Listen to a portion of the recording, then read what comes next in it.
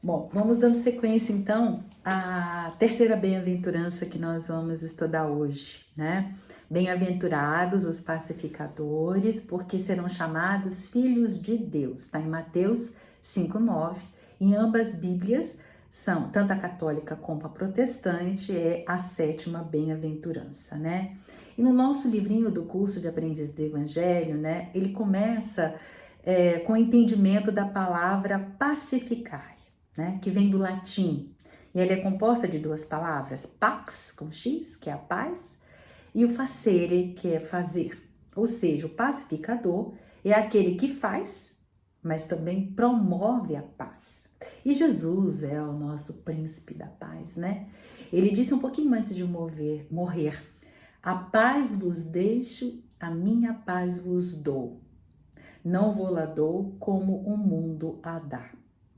E o pacífico é aquele que já conquistou a paz dentro de si mesmo. É um estado passivo da paz. Uma atitude de não violência perante tudo ou qualquer coisa que aconteça, né? Então, qualquer coisa que acontecer, ele vai agir de uma maneira pacífica, ou seja, não violenta. Então, ele já conquistou, né, a paz dentro de si. Já o pacificador é aquele que, após ter conquistado a paz dentro de si mesmo, ele possui um dinamismo interior para transformar uma situação não pacífica e estabelecer ativamente a serenidade necessária. Tem até uma história que a gente costuma falar por aí, né? Do exemplo do rei que pediu que ele ia dar um prêmio para quem fizesse um quadro que representasse a paz. E aí tinha aqueles quadros lindos, né? Em que tinha um mar sem ondas, ou uma paisagem bucólica, nem a folha se mexe, né? De tanta paz era. Mas ele escolheu um que ninguém concordava. Os céus estavam escuros, trovões, né? Chuva forte, as ondas batiam nas rochas, né? Bem violento. Mas lá no meio das rochas, lá em cima, tinha um ninho de passarinho.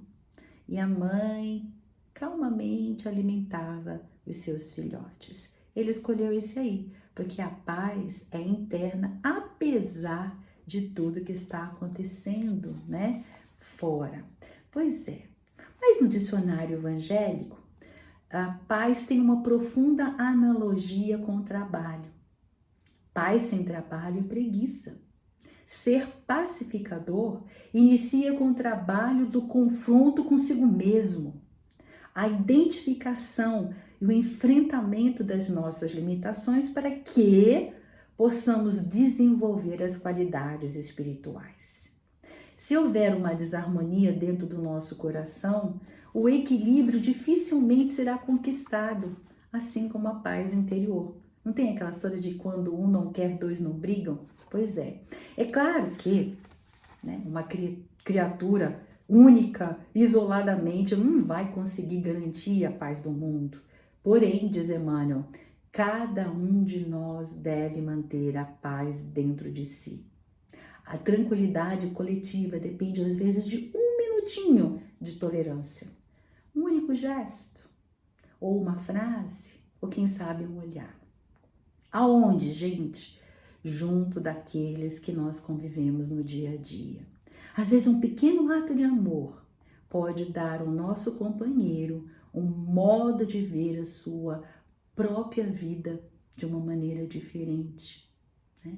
Aí tem um exemplo muito interessante da sogra e da nora. É um conto chinês. Divaldo Pereira Franco, ele contou lá no Momento Espírita em 7 de janeiro de 2016. Lin se casou e podia dizer que ela era feliz se não fosse por um único detalhe, a sogra. Lin amava seu marido, né? Mas não gostava muito da sogra. Especialmente porque na cultura, né, tradição chinesa, a nora deve servir a sogra, né? E os meses foram se passando e no início, aquilo que era um desconforto, um mal-estar, acabou se transformando num sentimento horrível.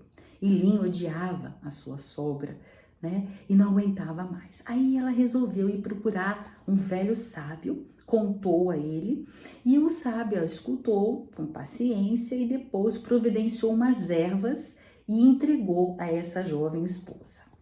Essas ervas, ele explicou, elas são venenosas. Elas devem ser deixadas em infusão e servidas uma vez todo dia. E ela perguntou, e o que vai acontecer, né? Ora, a cabo de 6 meses, a sua sogra morrerá. No entanto, muito cuidado deve ser tomado a fim de que as desconfianças a respeito da morte não venham a cair sobre você. Por isso, trate-a muito bem. E sua sogra, quando ela morrer, chore bastante. A jovem foi para casa feliz, né? E no dia imediato já fez a infusão. No início, a sogra desconfiou, achou estranho, né? Ela tá fazendo um chá. E aí, mas como ela tratava bem, a sogra começou a se desarmar. E aí começaram a conversar. De um chá já tinha bolinhos, docinhos, biscoitinhos, né? E as duas já conversavam sobre todas as coisas. A sogra queria saber mais sobre a sua infância, a sua adolescência, e elas tornaram-se grandes amigas. De repente, após 3 meses, ela se lembrou que aquela infusão era um veneno. E aí ela corre para o sábio e fala, não, eu não quero, porque eu já amo como minha mãe. E aí ele diz, não se preocupe, essa infusão são no máximo umas vitaminas. E aí é um aprendizado para nós, né? Muitas vezes, né? Ó, quando a gente desarma com amor, nós precisamos dar um passo atrás, como diz por aí, para dar 2 na frente, né? O tratar bem, amorosamente, com o coração, quebra tudo, quebra toda essa desarmonia, essa violência, né? Então, esse é um exemplo para nós lembrarmos, compreendermos que a essa altura, através do Espiritismo, nós somos colocados uns à frente dos outros, a fim de que nós venhamos nos aperfeiçoar, né? As pessoas se transformam mais com rapidez, né? Quando a atmosfera é a atmosfera de amor. Diz por aí, né? Usemos a força do espírito e nunca utilizemos o espírito da força. E tem uma passagem, né, onde Emmanuel diz assim: o pacificador busca apaziguar os ânimos. Uma observação insensata é ouvida sem revolta. A calúnia é recebida com calma. O erro alheio encontra compaixão a dispor a saná-lo sem críticas destrutivas. E aí no mês passado, no mês de agosto, né, lá no dia 20 de agosto de 2025, 88 anos, um juiz ficou conhecido como o juiz mais sensível do planeta, Frank Capri.